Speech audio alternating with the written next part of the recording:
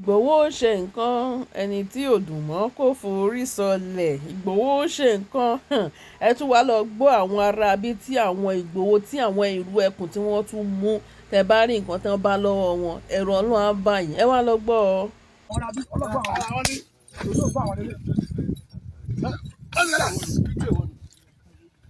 Mo ti wo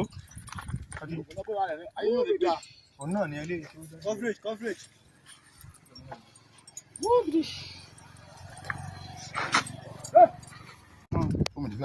Wọ́n kọ́ ní ṣe ní sẹ́ẹ̀ ní kí ní ṣe.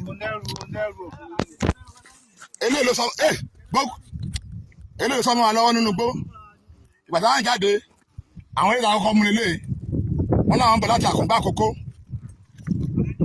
náà ti ń bọ̀ Àkùngbá Àkókó ní Ondo State bàtà mú wọn ohun tá a bá lọ́wọ́ wọn ní wẹ́dà sísọ̀s ọ̀bẹ rà wẹ́dà ọ̀bẹ àti ògùn àti àmà ọ̀ndà ọ̀bẹ ẹ̀dà àtàwọn ọ̀pọ̀lọpọ̀ ògùn ọ̀bẹ ẹ̀dà ẹ̀kọ́ kalẹ̀ ẹ̀kọ́ kalẹ̀ ọ̀bẹ ẹ̀dà ọ̀bẹ ẹ̀dà ọ̀bẹ ẹ̀dà àtọ̀pọ̀lọpọ̀ ọ̀bẹ ẹ̀dà so bàtà sáà mú wọn àtúnbá àwọn ilé náà wọn náà wọn lọ kára gbogbo wọn pátá bòrò ni wọn jẹkẹyẹ kò bẹ àwọn bòrò ni wọn bòròrò pọ́npẹ́lẹ́ ni gbogbo wọn báyìí ìrú ẹ̀kú àwọn ìgbójú sókè eléyìí ló sọnù wa nínú gbó nígbàtàdé adé pọ́ọ̀tì yẹ àjọyà nígbàtàdé pọ́ọ̀tì yẹ eléyìí tó máa nugbó lélẹ̀ tó sọ máa nugbó láti padà fẹ́sifẹ́sì so adúpẹ́ lọ́wọ́ lẹ́rìí Yorùbá adúpẹ́ alálẹ̀ Yorùbá ìpè ọwọ́ àtẹ̀ wọn ọwọ́ ìrù ẹ̀kú security network lábẹ́ bàbá Gúsì Sunday Igboho òòsà kí bàbá pẹ́ o ọwọ́ àti tẹ gbogbo wọn báyìí lójú ọ̀nà àwọn ọmọ rẹ̀ kùn ní orúkọ tèmi ní kọmọdáǹtì Adéyìn Máyọ̀wá tí mo jẹ́ kọmọdáǹtì lẹ́gbẹ̀rẹ̀ local government tí mo jẹ́ ọmọ bíbí Ìsànlú Ìsìn àwọn ilé àwọn bandits ilé tó wá tó wọn.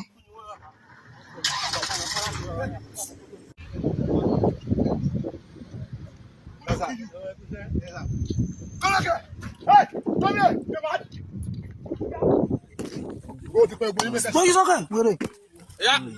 Open that. I said open that cap. Open that cap. Open. Hello. Yes, ma. Okay, dákẹ́.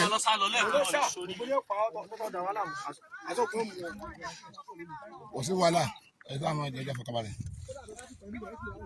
Ìrú ẹ̀kún security network isi video call. Ìrú ẹ̀kún security network jẹ́ kí n máa rí ojú mi rẹ̀. This is suspected kidnappers. Àwọn eléyìí náà ń bọ̀ láti Àkùngbá Àkókó. Àwọn eléyìí báyìí lákòókò méjì náà láti Àkùngbá Àkókó. Báyìí rẹ̀ ni wọn ọ̀pọ̀lọpọ̀ ogun ẹ̀dá ẹ̀ bá kó sọ́jú wọn. Carry your juju come back. Ogun ẹ̀dá. Ogun ẹ̀dá. Ogun ẹ̀dá. Ogun ẹ̀dá.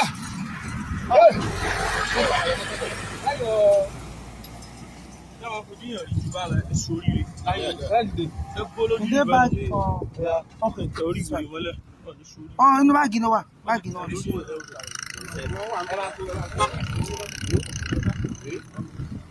Ọmọdé àjọyà o.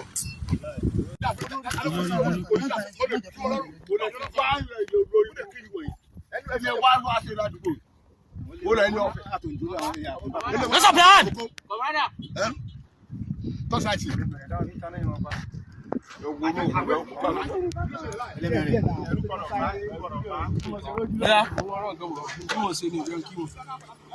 Síbi ọbẹ̀ rẹ o.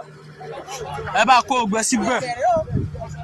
Ẹ rí gbogbo oògùn tó ń dè mọ́ àwọn olórí burúkú oògùn tó ń lò tó ń mú náà rèé o.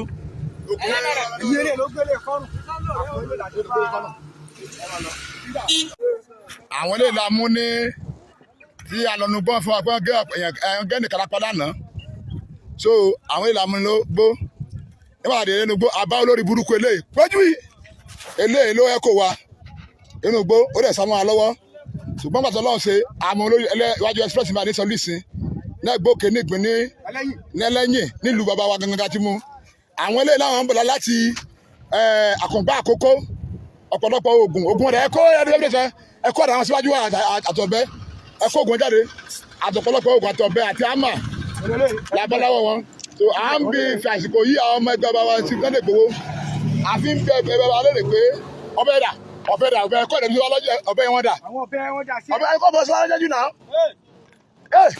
àwọn gbẹ́dà wá àwọn fi àsìkò yìí àwọn bàbá sí Sunday Igboho pé níbo ni ká kó wọn lọ nítorí kó wọn lọ pé káwọn kọ́ sẹ́jọ́ ni àbí bóò ni olùfàsìkò béèrè lọ́wọ́ wọn àwọn lélẹ́yìí